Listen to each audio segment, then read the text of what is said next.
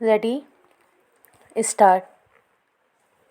यह अपने आप में एक बड़ा सवाल है कि मरीज अपने इलाज के लिए कोई दवा ले और वही उसके लिए जानलेवा साबित हो जाए।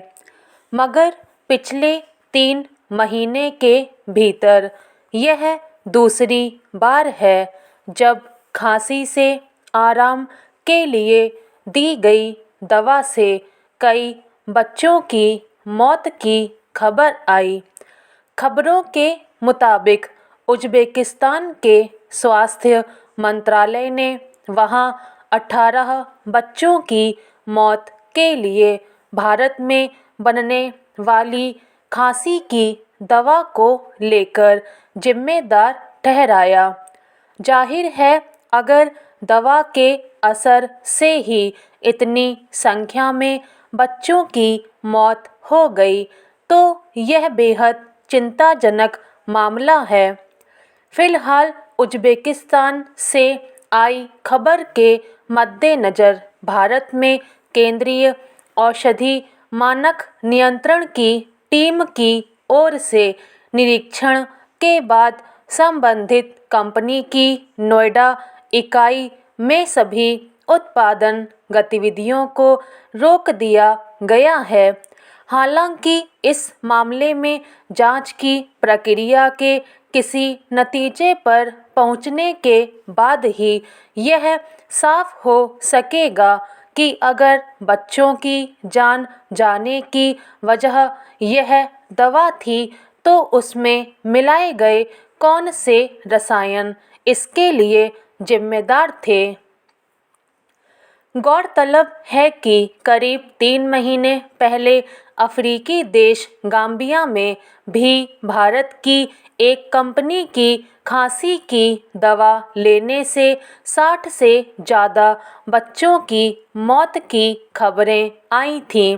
हालांकि उस घटना के बाद दवा के ही घातक होने को लेकर कोई ठोस निष्कर्ष सामने नहीं आ सका था, लेकिन किसी दवा के असर से कई मरीजों के भीतर समान प्रतिक्रिया होती है तब इस बात की आशंका पैदा होती है कि क्या इसे किसी रासायनिक मिश्रण का दुष्परिणाम माना जा सकता है।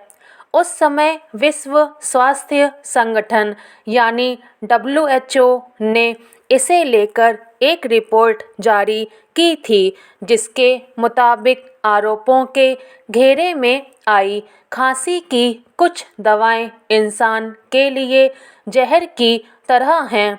WHO का कहना है कि इथिलीन ग्लाइकॉल दरअसल कार्बन कंपाउंड है जिसमें ना खुशबू होती है ना कोई रंग। यह मीठा होता है जिसे बच्चों के लिए तैयार खांसी की दवा में इसलिए मिलाया जाता है ताकि वे उसे आसानी से पी सकें। लेकिन अगर किन्हीं वजहों से इसकी मात्रा में असंतुलन हो जाता है तो यही दवा जानलेवा साबित हो सकती है। यही वजह है कि ये दवाएं अमेरिका, ऑस्ट्रेलिया और यूरोप के कई देशों में प्रतिबंधित हैं।